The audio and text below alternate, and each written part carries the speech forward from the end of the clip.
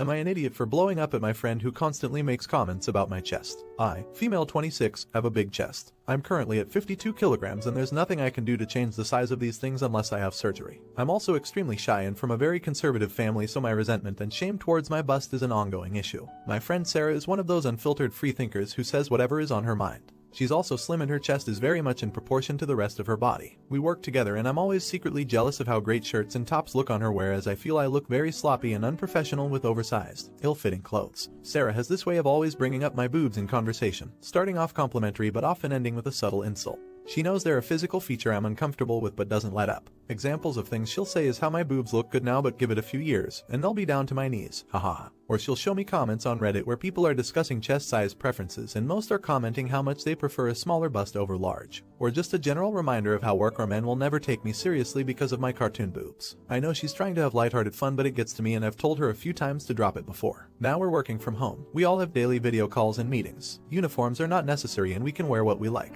A few days ago, it was extremely hot and I was wearing a lighter, more revealing top than my usual baggy cover-ups. During this video call, in front of 6 other colleagues, Sarah starts vocalizing her thoughts on my appearance. Holy poop. Put those away. You look like you're in a porno. We don't need to see that first thing in the morning. Haha. I was mortified. One other colleague laughed along but the rest looked uncomfortable. I felt close to tears, made an excuse and left the meeting. Sarah called me up half an hour later asking me what was wrong and I went off on her. Told her to go frick herself and was sick of her constant jabs about my appearance. I went on a 10-minute tirade and hung up. Sarah has been off sick since that day and we haven't spoken again. I'm wondering if I was too harsh and maybe should call and apologize for my outburst. Was I an idiot? Edit, I'm fuming. I just spoke with a colleague, John, who was part of the video call that day, and he told me that Sarah's been telling everyone that it's me that's been bullying her and making her feel insecure about her appearance. When she made those comments during the meeting, it was in retaliation to how I've made her feel. Apparently, I said she looks like a boy and called her flat-chested and ugly several times in the past. I have never and would never say this. I don't even understand the stupid boy body insult because a small bust has always looked very beautiful and classy in my eyes. Anyway, John knows she's full of poop and has suggested we speak with HR. The others will also back me up. I know most people here suggested I do this and I wasn't sure at first, but frick it, I'm reporting her. I don't know why I ever considered her a friend. She's freaking mental and annoying.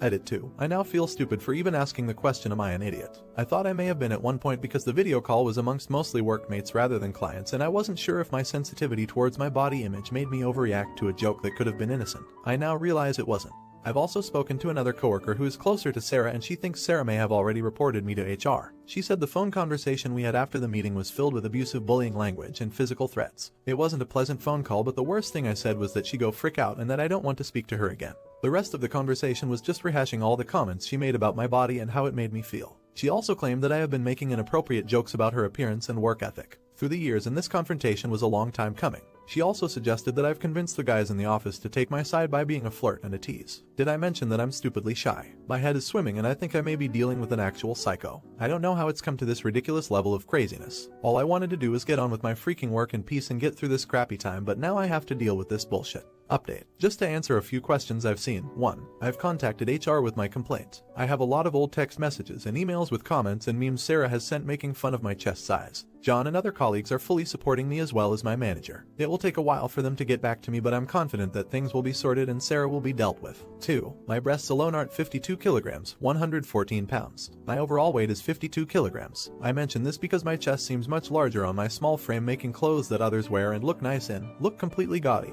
and cheap on me. I can't lose any more weight to make a difference on my bust size. I won't get surgery, but I have been working on my body image issues which my shyness and upbringing did a number on. People's comments don't usually devastate me as they once did, but Sarah obviously tried her best to break me down. 3. Thank you to all for clothing suggestions. I will definitely look into tailoring some tops and have spent some time checking out Brevissimo, which looks great. 4. In hindsight, I should have confronted Sarah more sternly in the past, but I guess I was trying to avoid conflict. Others have suggested I may have allowed her to gaslight me, which may be true. I just want to move on at this point. Update 2. The coworker, Lucy, who keeps in contact with Sarah and told me earlier that Sarah may have reported me to HR, has just phoned to tell me that Sarah has suffered a serious panic attack. Lucy does not want to take sides but has suggested I reconsider taking drastic action. Sarah is too unwell to talk to me herself but has asked I drop my complaint and she will drop hers, citing the whole thing as a misunderstanding and stress-induced disagreement. I have had panic attacks before in my life and I seriously felt like I was going to die. It's a horrible feeling, and if Sarah has honestly just had one herself, I don't want to push her too far. I still want to address her comments over the video call, but I'm wondering if I should just drop the other complaints. Sarah has asked to move teams so we don't directly work with one another, but it doesn't seem she wants to apologize yet. And just to clarify to people who assume I was wearing a bikini top or boob tube during the meeting, I wasn't. It was a short-sleeved plain t-shirt which hugged my breasts more than my usual baggy tops. I don't like to hold grudges, and I think getting her fired during a time like this may be a shitty thing to do. I feel she has already punished herself by displaying this fricked up behavior to others and losing a lot of respect from coworkers. If we don't ever have to interact with one another, I'm up for that. I have a suspicion that Sarah may have found this post and read it, which I thought I would feel bad about, but I really don't care. Update 3. I'm not dropping any of the complaints. Sarah, frick you Michelle, and I have spoken, and although it started off promising, she is mentally unhinged and without a conscience. I did not realize how deep her hatred runs. Not only did she mock all those things I had told her in confidence about the way my family treated me growing up, she accused me of fricking every guy from work to get ahead. Now I know where some of those fake office rumors about me came from. I've been such a naive idiot and allowed my shyness and aversion to conflict to stop me from fighting people who manipulate and walk all over me. I don't need this misery in my life. If she's reading this, get professional help immediately. I know you desperately fancy John and, as you said, despise the way he looks at me. I know it bothers you that he took my side and has been a great support. Maybe I will go for drinks with him when the lockdown ends. If I don't make any new updates, just assume that the right person was reprimanded and face the consequences of their words and actions. Update 4. I took into account the advice offered and I thank you guys for your help. The HR meeting call with the supervisor went well.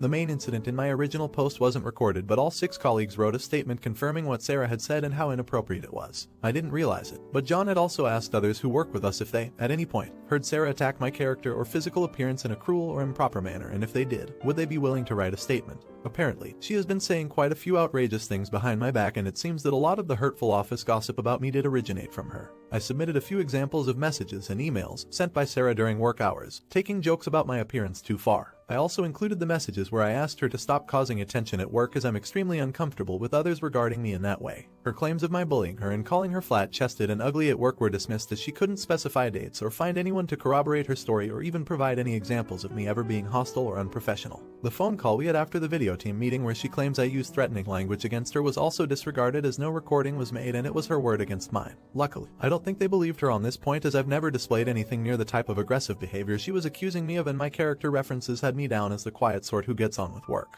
While things were being reviewed, Sarah decided to quit. She's still adamant that I bullied and threatened her and felt no choice but to leave the toxic environment I created. I've been reassured that there was no wrongdoing on my part except that I should have reported things much sooner when inappropriate comments first started. From what I gather, Sarah's general behavior at work has raised concerns for a while, and I wasn't the first to complain about her. Some people were confused as to why I had considered her a friend in the beginning. When I joined the team 3 years ago, it was my first job out of uni and I was incredibly nervous, but Sarah was the first to ask me questions and offer to hang out. She was a bit overbearing and rambunctious, but I appreciated her efforts to get to know me and coax me out of my shell. We often did have a good laugh despite her sometimes making a joke at my expense, but I tried not to take it to heart and occasionally reminded her to wind it in and be more considerate of my feelings. It's only been during the past 8 or so months where she's become especially rude and callous. I still referred to her as a friend of sorts, but I never thought she would take things as far as she did. Edit. Thanks to everyone for the kind words, advice, and encouragement. It's really blown me away. I stepped away to talk to John for a while and let him know what a great guy a lot of people think he is. His little smile was adorable. Despite the misery at work I had to go through for a while, everything has turned out pretty amazing.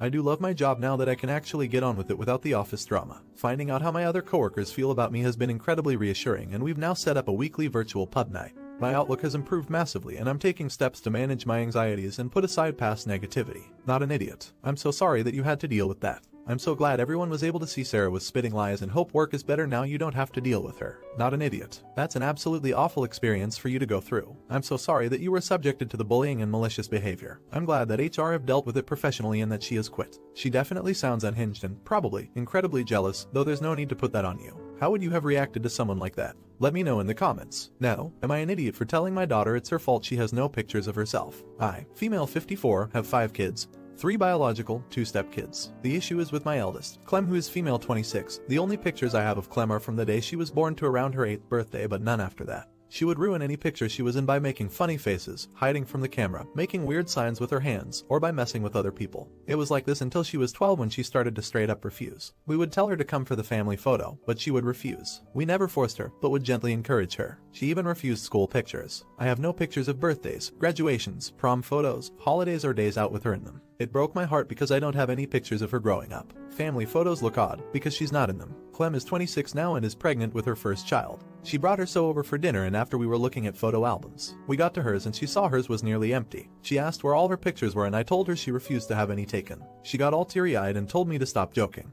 At this point, I'm very annoyed. I tell her I'm not joking and that she did this to herself. I told her if she had swallowed her pride and had even one picture, we wouldn't be like this today. She got angry and thought I had printed out the ones she had messed up. She got super upset and went to sit in the car. The next day, today, I got a few texts from family members calling me an idiot for putting her on blast and humiliating her. Am I an idiot? Edit. Thank you for all your replies. I do want to clear something up. Whilst I agree it was a shitty move not to include goofy or rude pictures, that's not what Clem has an issue with. She's upset that I have no pictures of her from age 12 and 18 to fill the album with, and the few I do have caused extreme reactions from Clem. I can't fill an album with pictures I never took. That's what she's upset about, not the omission of goofy, rude photos. Edit 2. To those of you saying who cares about rude gestures or goofy faces, I didn't realize this needed saying. But the family photos weren't just for me, they were for everyone involved. Aunts, uncles, cousins, grandparents on all sides, etc. I can guarantee none of them want an 8-year-old making the eat out gesture in what is meant to be their nice family photo. Edit 3. It's kind of sad to see so many people assume that because a child has anxiety, that I berate them whenever they mess around when taking a photo. I never yelled at Clem for making silly faces, would simply encourage her to stop and smile, but her rude gestures and faces would ramp up. But I guess that's what you expect on this sub. Everyone hates their kids. Update. So it's been less than a week because I wanted to make amends ASAP, so I printed off all the pictures and put them in the album. They didn't fill it, but I made a spread on one of the pages that said go make new memories with a picture of her and her fiancé. I put a lot of work into making it look cute. I called her and asked to talk. She arrived and we had a long discussion. I asked if she had any trauma or self-esteem issues, in a more tactful way, obviously, and she said no, she simply did not like having her photo taken and adopted the behavior of screeching and kicking to avoid photos. She did say she had anxiety and that's why she had panic attacks, but that it was mostly because she was gassing herself up, if that makes sense. I knew she had anxiety, but not that she gassed herself up, if that makes sense. BTW, gassing herself up are her words, not mine. Regarding her visit, the one that kicked things off, she explained that she was embarrassed by her behavior and even more so when it was exposed to her fiancé. She said she didn't quite realize how much time she had lost and that it was a very emotional time for her. I apologized for my wording during our spat and we both made up. I even showed her the post and we read the comments together. We had quite a laugh at all the armchair psychologists and internet detectives that claimed just because she knew a sexual gesture as a child, she was in danger. Some people were writing borderline fanfiction and rewriting my entire history with my daughter based on one post that's talent.